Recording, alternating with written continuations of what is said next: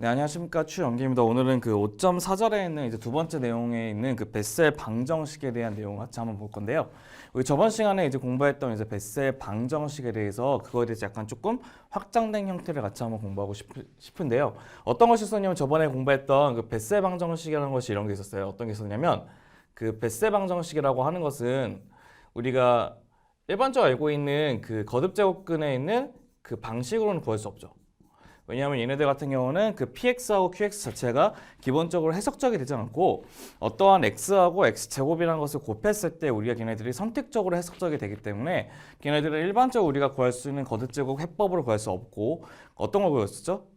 프로비니우스 해법으로 이용해서 우리가 걔네들의 그 해법을 구했다는 것도 우리가 확인할 수 있었죠. 그래서 우리는 그 베셀 방정식의 식은 어떻게 됐었냐면 이렇게 x의 제곱에 y의 2'이 있었고 플러스 x의 y 프라임 있고 플러스 x의 제곱에 누의 제곱에 바로 y는 0이라고 했던 것이 우리가 얘기하는 베셀 방정식의 폼이 있었고 그 누라고 하는 것은 어떤 것이냐면 0보다 크거나 같은 양수의 값을 갖는다는 것도 확인할 수 있었던 거예요.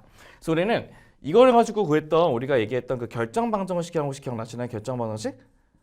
우리 결정 방정식이라는 것은 얘네들의 그 xi 제곱을 나눴을 때 xi 제곱 나누고 남은 식들에 관해서 상수항들을 나와 있는 그 식들을 결정 방정식이 있는데 그 결정 방정식은 아래 제곱 빼기 누의 제곱은 0이라고 해서 우리는 그 아래 값이 누거나 마이너스 누 둘 중에 하나가 될 수 있다고 얘기했었습니다 저번에.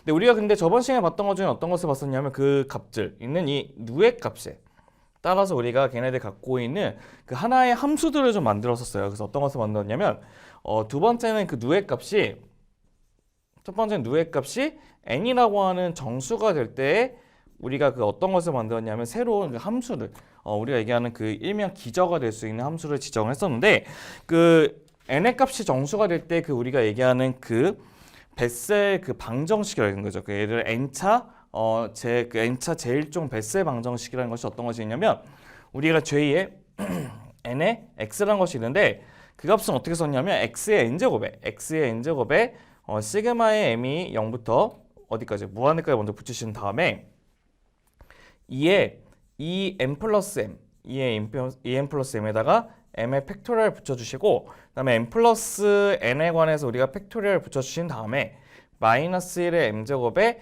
x의 2m으로 표시했던 것이 바로 우리가 뭐냐면 n차 제일종 베셀 함수였다는 것도 확인할 수 있었어요. 맞죠?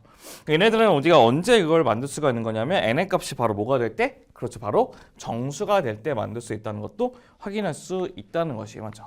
근데 우리가 근데 얘네들이 또 어떤 것도 썼냐면 세 번째는 그 누라는 것이 정수가 되지 않을 때가 있어요. 정수가 되지 않을 때.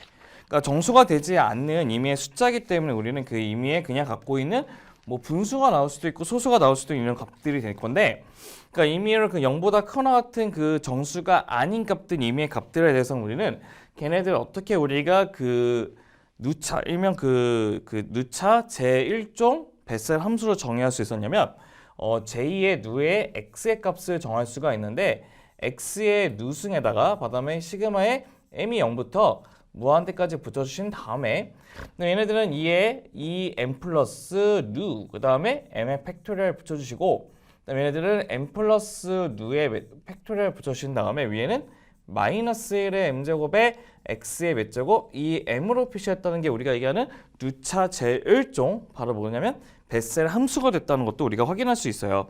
근데 우리는 사실은 얘네들이 누의 값이 항상 정수의 값을 표현할 수가 없기 때문에 우리는 이 누에 있는 이 m 플러스 누의 팩토리얼을 얘처럼 이렇게 이런 식으로 놔두기 좀 애매모하기 때문에 얘를 뭐로 쓰냐면 감마의 값을 나타낼 수 있죠. 감마의 값. 맞죠?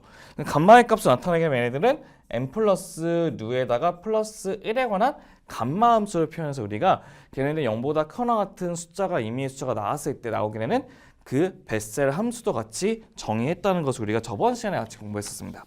근데 오늘은 이제 어떤 것을 공부할 거냐면 우리는 오늘은 이거에 관해서 이제 뭐를 볼 거냐면 이제 도함수의 개념을 좀 보아서 우리가 지금 현재는 결정 방정식에 있는 결정근이 누가 그러니까 r이 누일 때를 봤는데 우리가 마이너스 누일 때는 어떻게 될지를 한번 체크해 보고 싶다는 거거든요. 그래서 우리가 마이너스 누일 때는 어떠한 식으로 될 수 있는지를 체크하기 위해서 우리는 먼저 그 여기 있는 그 znx라고 하는 이거에 대한 도함수와 그 점화 관계에 대해서 같이 한번 먼저 확인해 보도록 하겠습니다.